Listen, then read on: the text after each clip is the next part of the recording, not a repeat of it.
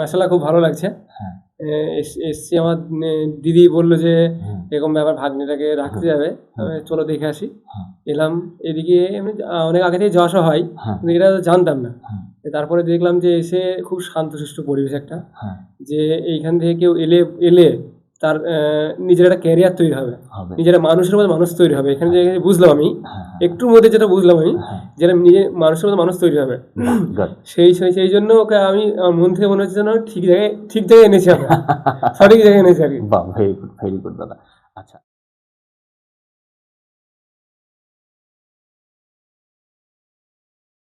আচ্ছা বাবা, তোমার পরিচয়টা দাও।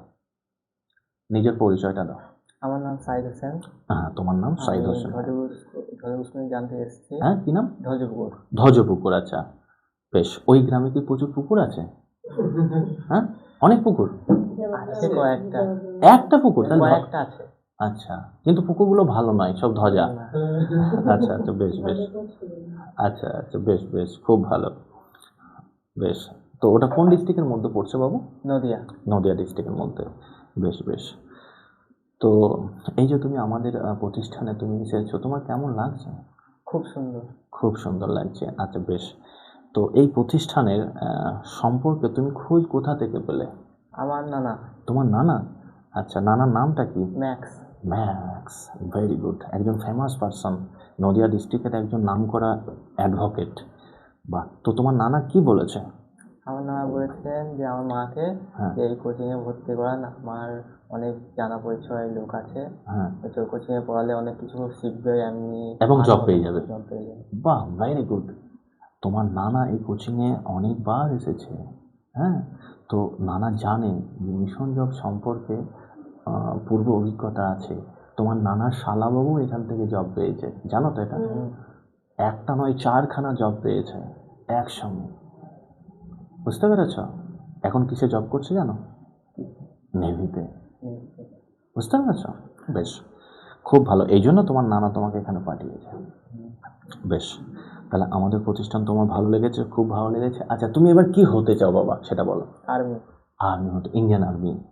আচ্ছা, ইন্ডিয়ান আর্মি তুমি হতে চাও। আচ্ছা, ইন্ডিয়ান আর্মি হওয়ার পিছনে তোমার কোনো কারণ আছে?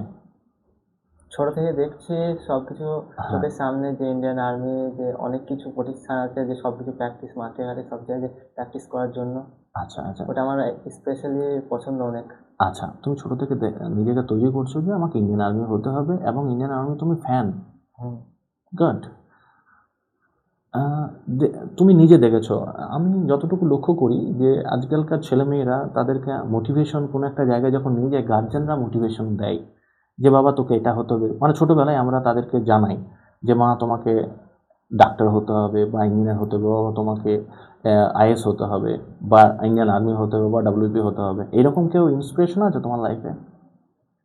এরকম কিছু আছে, মানে তোমার বাবা হতে পারে, তোমার মা হতে পারে, তোমার দাদা হতে পারে, তোমার মামা হতে পারে, বা পাড়ার কোনো প্রতিবেশী হতে পারে, কেউ আছে এরকম? আমার মা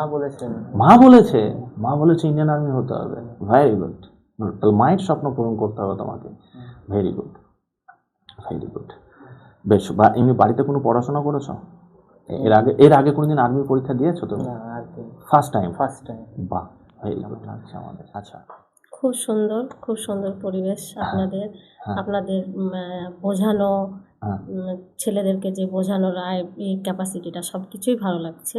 হ্যাঁ, খুব ভালো। আর আমরাও চাই যে সবাই এখানে এসে মিশন জবে ভর্তি হয়ে সবাই যেন সফলতা লাভ করে। বাহ, ভেরি গুড দিদি। আমাদের পরিবেশ আপনার ভালো লাগছে।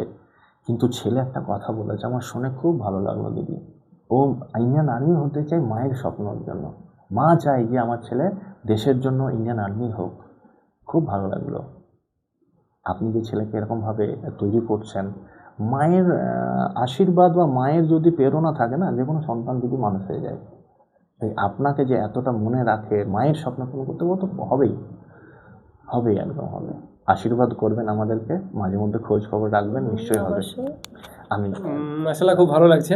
হ্যাঁ, এসছি আমার দিদি বলল যে এরকম ব্যাপার ভাগ্নিটাকে রাখতে যাবে, চলো দেখে আসি। এলাম এদিকে এমনি অনেক আগে থেকে যাওয়া আসা হয়, কিন্তু এটা জানতাম না। তারপরে দেখলাম যে এসে খুব শান্তশিষ্ট পরিবেশ একটা। যে এইখান থেকে কেউ এলে তার নিজের একটা ক্যারিয়ার তৈরি হবে, নিজের মানুষের মধ্যে মানুষ তৈরি হবে। এখানে যে বুঝলাম আমি একটুর মধ্যে যেটা বুঝলাম আমি, যেটা নিজে মানুষের মধ্যে মানুষ তৈরি হবে, সেই জন্য ওকে আমি আমার মন থেকে মনে হচ্ছে যেন আমি ঠিক জায়গায় এনেছি, আমি সঠিক জায়গায় এনেছি আর কি। বাহ, ভেরি গুড দাদা। আচ্ছা, এই যে বাবুকে রেখে যাচ্ছেন, মানে আপনি তো বলেই দিলেন যে আমি ঠিক জায়গাতে এনেছি, আর কোনো প্রশ্ন করার আমার কোনো স্কোপই নেই। খুব ভালো, থ্যাংক ইউ দাদা। আপনার কথা মতো যেন আমরা বাবুকে গাইডেন্স দিতে পারি। খুব ভালো। বাবু আছে, তো ভাইয়ের প্রতি তোমার অনেক দায়িত্ব কর্তব্য আছে, তো আমি একই প্রশ্ন করব, ভাইকে এখানে রেখে যাচ্ছ, তোমার ভালো লাগছে তো? একদম, বাহ, খুব ভালো লাগছে। হ্যাঁ, তুমি কি হতে চাও আগামী দিন?